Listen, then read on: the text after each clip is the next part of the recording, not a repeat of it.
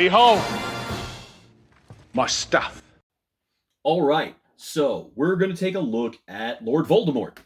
So first things first, the maker of this mask is the same guys who did my Palpatine mask. If you guys saw my Palpatine videos and things that I've done, same guys out of France. It's called Model Masks, and on Instagram it's X Model Masks X.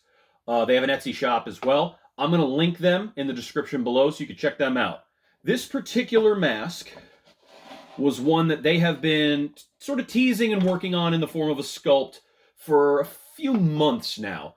I was lucky enough to be involved in sort of a developmental process, in the sense that they were sending me pictures and progress reports on the sculpt as we went, and I was giving my opinions back and forth based on what I felt should change. I have been very familiar with the current Voldemort masks out there. The O'Neill mask is the most popular one. I believe Immortal Mask makes one as well. And they do pop up periodically on the silicone mask section. And some of the things that I didn't like about some of the existing Voldemort masks are the paint job, and that they really don't capture Rafe facial shape. Some of them have way too prominent sculpt in the nose, so it just looks like a nose. And in general, I just haven't been thrilled with any one particular Voldemort mask. And if they do nail a bit of this region here, the mouth is just to hell. And so I kind of went back and forth with the Frenchman here, and we talked about it. And as they continued to modify and refine the mask, the sculpt really was shaping up. At one point, they felt they were done, and I had asked for a few things to change. I was like, guys, it's great. It just doesn't look like Rafe. Could you? And I sent a few additional photos, because the thing that made this mask hard for people is that it's not a prosthetic in the film. It's a digital removal. So they took Rafe's nose and got rid of it and then smoothed all this out. So to simulate that in a sculpt is not too difficult, but to make it a mask is difficult, because that's to sit over people who actually have a friggin' nose. So that means you got to bulk out a lot of the padding, a lot of the silicone. And so in so doing, you lose a lot of the gaunt details of the face. And so how do you do that while making it a prosthetic that fits over people that may have a pudgy or a round face like me? And it can be very tricky. And so there was a lot of step-by-step that they did, and the progress photos got me very, very excited. And then we did work out a deal where I would obtain one. And so I will say to you that I did not get this at retail, obviously. So I like to put that out there and let people know. But having said that, I'm not just going to blow smoke up their ass and tell you it's the greatest thing ever if it's not. There are some things I don't like about the mask, and in general about their masks, some things that you have to do for it, but I'm going to go into that a little bit in a moment. Right now, I just want to show you guys the sculpt, because this thing is really, really good. I have this on just a generic stand right now. My head form hasn't come in for it, but it's a full bib, which is good. Now, that's positive and negative for two reasons. I have a somewhat long neck, so this works for me. If you have a stumpy neck or you got really developed traps, this is going to fold on you. And you got two options with that. You can cut the bib completely off and then have less and do like a half neck, but then you got to blend with makeup, much like the Palpatine mask I have. It has no bib.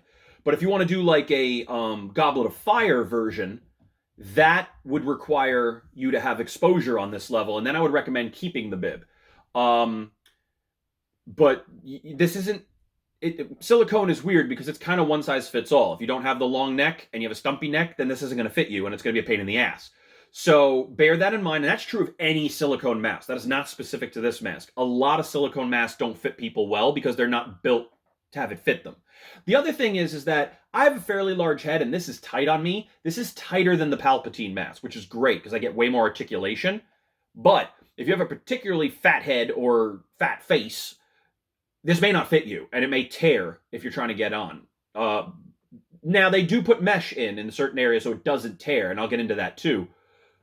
But I gotta give buyer beware with that. If you have a fairly large head, don't go this route. Don't get a silicone mask. Go with prosthetics. Just, they're a pain in the ass to do. They suck, but you got to do what you got to do. If you have a fairly skinny head or fairly, and you're not a super tall person, you probably will be fine with this mask. It's really good. It's got good articulation. So if we look at this sculpt, first things first. Well, I guess it's not first things first because I just said like 5 things. What? So let's go ahead and talk about the paint job. This paint job is phenomenal. This is very much the way he looked coming out of the womb in Goblet of Fire. I absolutely love this paint job. I think it's better than the paint job on the Palpatine by leaps and bounds.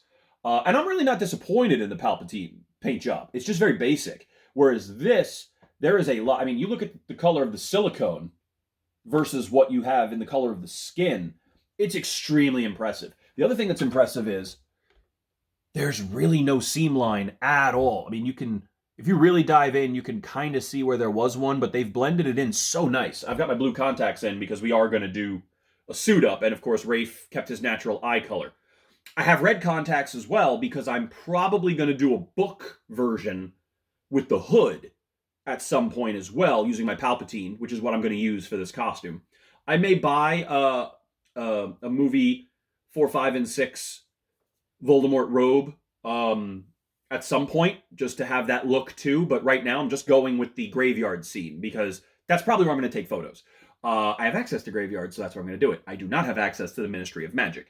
So this particular profile, I like a lot. If you check the profile on this especially when you put it on, this is where a lot of the Silicone Voldemort masks fall off. This right here, from the non-nose down to the lip has just a little bit of a beak on Ralph Fiennes' situation. He has that little bit of a lip dip. And it's so distinctive in how he articulates and speaks. And if you don't have that, you lose, in my opinion, everything that makes Ralph Fiennes. So if you just want to look like a generic Voldemort, cool. But the point of a silicone mask is A, you don't do prosthetics, and B, you can talk. So if you want to capture some of Ralph, then I really think you have to nail the mouth. And that's where we spent a lot of time exchanging photos and talking details, and I was trying to articulate to them what you really needed to capture with Ralph. And they really, really did it. If you look in here, look at those little lines that form the lip. That is what makes this mask really, really good. And if you watch, they do have those nice nostril lines, which have no air hole in them. And I think that's another place that other masks lose it, because the holes often look like 2 holes drilled in slits that are superfluous, or they did the whole slit that people have done, and then they separate when they put it on your face. So by not opening these up, you will preserve that look. Downside, you can't breathe. You can only breathe through your mouth. So if you close your mouth, can't freaking breathe. So that's a downside. The other thing is, if you try to breathe through your nose, you're going to suck the mask in on yourself, and it'll look a little weird. So just something to bear in mind. There are no ear holes, just like the Palpatine. So there's really no ventilation outside of the eyes and mouth. So getting it on can cause a lot of suction cupping. If you have big ears like I do, it could create a little bit of an echo chamber, a weird bulge. You can drill holes in here and put mesh in. I may do that down the line, but I wouldn't do it myself. I would have a professional silicone mask repairman do it. There are a few guys in the Freddy forums and things like that who work with the immortal masks and modifying those, repairing those, and you can send it out and have it done. But in general, it fits fine. They give you a lot of, let's spin this around. They give you a lot of meat off the ear. So there's a lot of meat to play with. The one major thing that I think was a flaw of this casting is that at the top of the head here, there is a reservoir of silicone that is just like a thick little dome. And the rest of this is thinner. So when it sits on your head, the rest of it, because of the weight, falls down and that little dome sticks up. And it kind of gives you a little bit of a cone head. It's very minimal. It's barely noticeable. It's just one of those things that it's not perfect. So you can kind of see it here. There's just that hint of a dome. Now, if you have a fairly flat head, you're not going to notice it at all. If you have any kind of domage to your noggin, it might be more pronounced. You can go in and shave away some of the silicone on the inside, but you don't want to do that. You risk ripping. So the other thing is you could put something around where it is to flatten that out a little bit, but it'll add more forehead height. And I don't know if that's a thing or not, but I'm nitpicking at this point. I love the veins in the head. I love the coloring. Matching this to my hands will be a complete pain in the ass. So I haven't quite figured out how I want to do that yet. I'll get there. But the chin is excellent. This whole lower lip piece of the sculpt is glorious. This is very, very, very Rafe. They have a great articulated jawline, and the silicone's nice and thinner down through here. So when you're putting it on, you're going to want to slip your hands up into that section to protect that. I don't believe there's any mesh here. It looks like there was some repair or some patchwork on the inside in that spot, so I'm wondering if they had some issues with thinness. But in general, it's a beautiful pull. They did reinforce the eyes and the mouth with mesh, so it won't tear.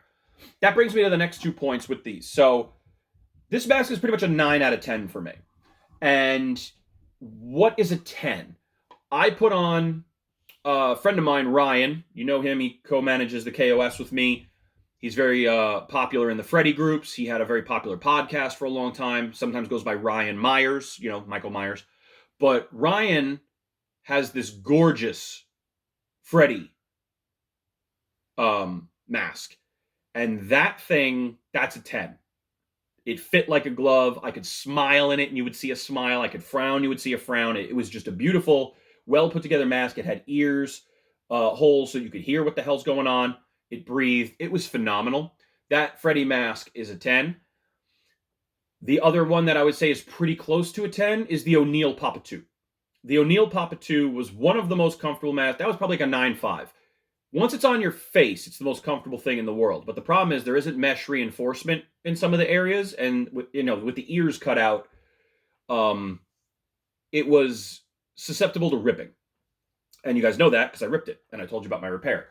But this is a 9 out of 10 for sure. There's 2 things that I think I would do differently for future pulls for them, or something you could do yourself. Number 1, the width of the mouth cut is beyond that of a human mouth.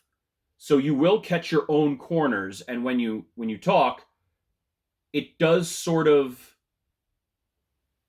have a little bit of an odd shape with that width. It's not bad, but it would require you to really paint up, like if you have a beard like I do or whatever, you'll see some of that. So what you could do is silpoxy some of the corners ever so slightly. It'll restrict some of the mouth movement, but overall, it's just a hair too wide for my taste. The next thing is, and this is true of the other masks that I've gotten from them as well, is the eyelids. You're going to have to cut away some eye. They are so heavy with the brows, with the way they do their casting, that the edge of the mask, the weight, sits on your eyeball and distorts your vision and you cannot see. And that's because the silicone cuts in so far, depth-wise, and the weight of that brow really just sits on your eyeball, and it hurts like hell. So you immediately have to go in and cut away a lot of the upper eyelid. Now, that's a little bit troubling on this because so much of that red eye rim detail that blends to the natural eye is going to be cut away. So you're going to get a much more harsh white to skin tone immediately. So you're going to have to do that eye makeup really well. Same thing on the inner eye. It's too wide. It cuts into some of the vision. So you have to go in and cut the eye in a little bit. The downside is it could make you look a little cross-eyed, but if you watch the way they did the digital, when you take away somebody's septum, it does kind of make you look a little weird in the vision. So again, you're doing a prosthetic of something that isn't real. So you just cut into the eye ever so slightly, and to make it look a little less weird, cut down and into the orbital on the inner side here just a bit. Out here is fine. I don't think anybody needs to cut out here. But this was cutting into my vision, and the brow was too heavy, so I had to cut the eyes. But I talked to a couple guys in the Freddy groups, and they were also saying that pretty much everybody modifies their own eye holes based on your face shape. So then, to each their own. But it hurt me a little bit to cut away some of that nice red detailing. But I'm happier with how it fits. So when I put this on, I won't have any makeup on or anything. I want you to just see how it sits on me. So you're going to see some of my beard. You might see a lot of the red in my eyes and stuff. But in general, you'll get an idea of how Voldemort-y you get, like right off the bat. So this is a fantastic mask. I really appreciate them sending me out one. And I did cover a financial end of it to some degree, so it's not like they gave it to me for free. I don't want to be like, yeah, they gave it to me for free for a YouTube video. That's not exactly what happened. I mean, there was shipping costs and different things like that. But my honest opinion is that I had been asking somebody to sculpt me some prosthetics, and I was looking into some prosthetics, and I did some speech and articulation with this, and I do have some fake teeth. I'm good. I'm not going to do the prosthetics. This is perfect. This is all I need.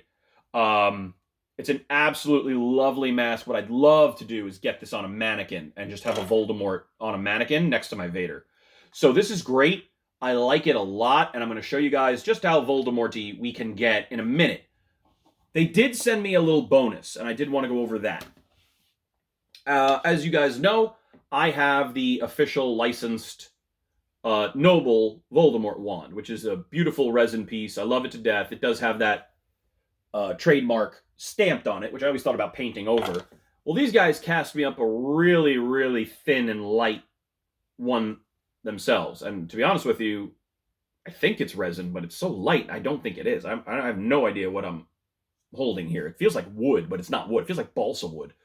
But they sent me another wand, and it's almost the exact same length as this. It's a little thicker than this, so it's a different sculpt, but it's very, very, very, very similar. And so I have a stunt wand, so I can keep this as my display, and I can use this as my my costume one, which I'm really appreciative of, because being that it's lighter, I can move it a little easier. I can carry it in the robe without it distorting the robe too much. But I also have the ability to go in and repaint this as I see fit, because it was included as a free gift. So thank you, Model Mass, for including the Voldemort wand. Obviously, I have everything that is Voldemort related, so I was not in need, but I will happily take it. And now I have a out about in the wild stunt wand, and I don't have to mess with my officially licensed Gen 1 Noble Collection version. So I can just leave that alone.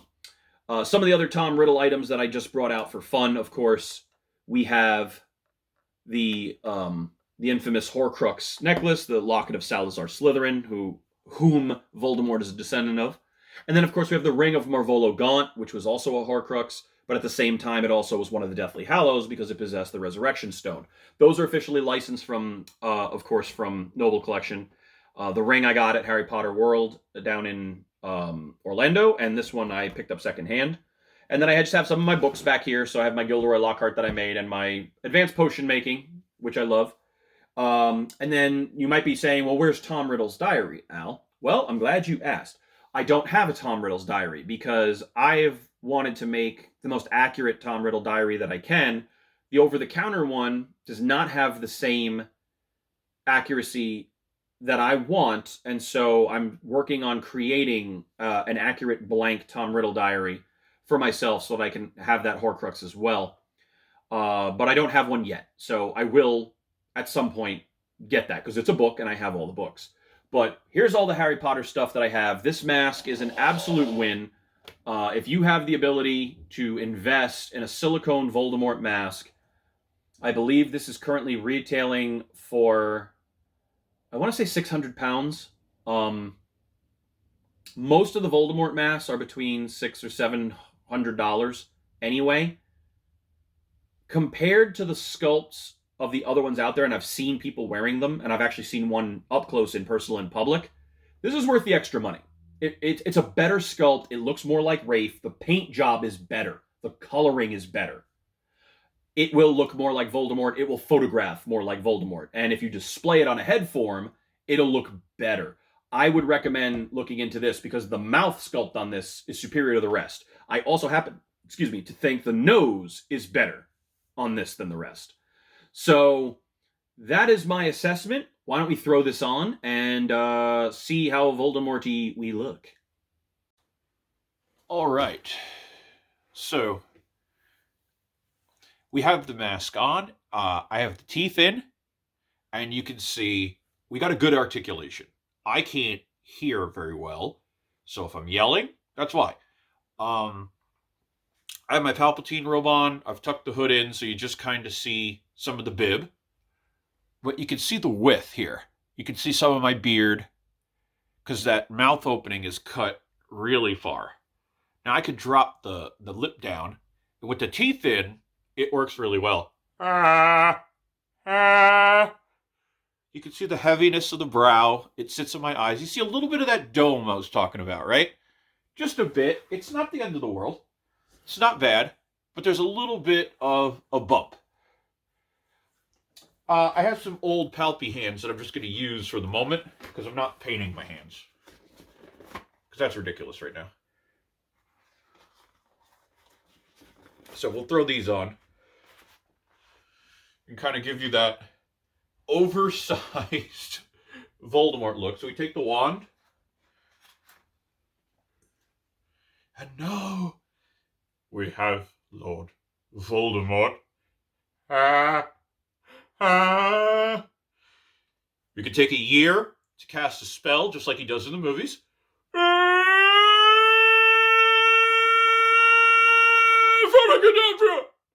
Because it takes him so long to say it. But you can see the profile here. It's not bad at all for Goblet of Fire. You know, you have the hands. They're a little oversized with these Palpy gloves. And you get that kind of a look. It doesn't work so well if you can see your underarms. So, some solution for that. But right off the bat with a Palpy robe, it's a halfway decent Voldemort. If I stand up to my full height and create a little bit of neck, you get a lot more. And then you can start to say, you can start to do the slithering voice. 13 years it's been, and I confess myself disappointed.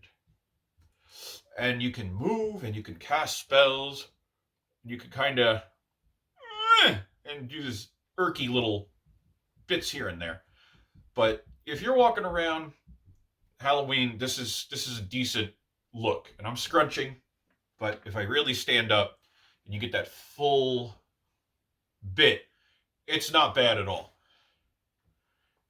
And you can really kind of do something with that. Now, if I take these off, if I can even, that's the problem with latex hands, is you really can't get them off. If you were to paint your own hands,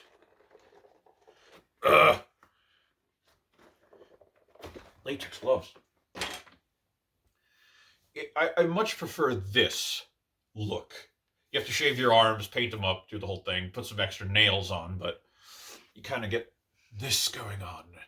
And then you have Harry Potter, the boy who lived. If I want to slip those eyes up just a little bit more, so you can see the blue. There we go. I take my wand.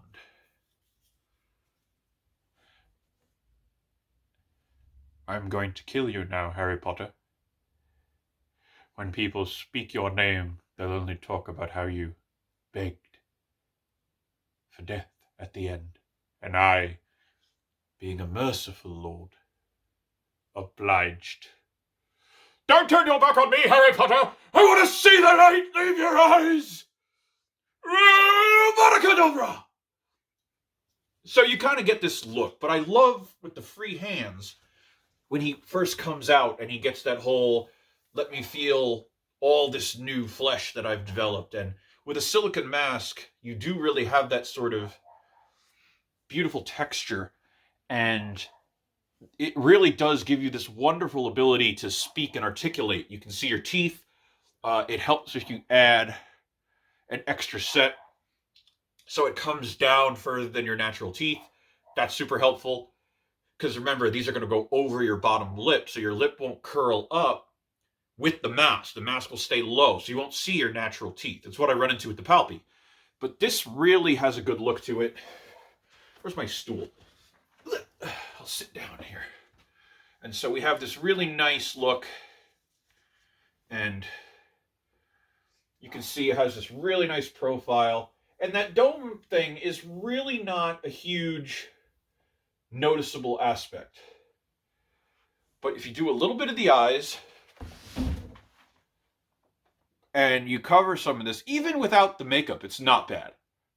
And, you know, you want to reposition all this and then start finding your voice for Voldemort. You can do the very, very, very whispery voice. Severus. And if you look down through the brow, it's very menacing. And when you look up, it's very creepy. You see a lot of the gaunt features. And you can do all that. And so this is very fun. I think it's a good look. And like I said, I just have my regular clothes on under. No brooch on the palpy, so I kind of just like stitched it in place really quick. But this could easily be modified in such a way that you get a nice Goblet of Fire Voldemort. Or you could spend, you know, whatever it is, $70 on the robes from China and green them up and make them look good. But overall, this is a really good Voldemort. The look with the full bib is just phenomenal. And if you can do your natural hands and just put some nails on, outstanding. You know, you can get all those looks. And I promise you, if you wear this to any convention, any Halloween party, whatever, it's going to blow everybody away. So, model masks out of France, 9 out of 10 on this. This is phenomenal. It would be a 10 out of 10 if I just could solve this, that little bump. Like I said, it's a minor thing. But that's how you do Voldy. So thanks for checking out the channel, guys. Feel free to check out previous videos on all my Harry Potter stuff, including my custom books. And remember, Cadabra!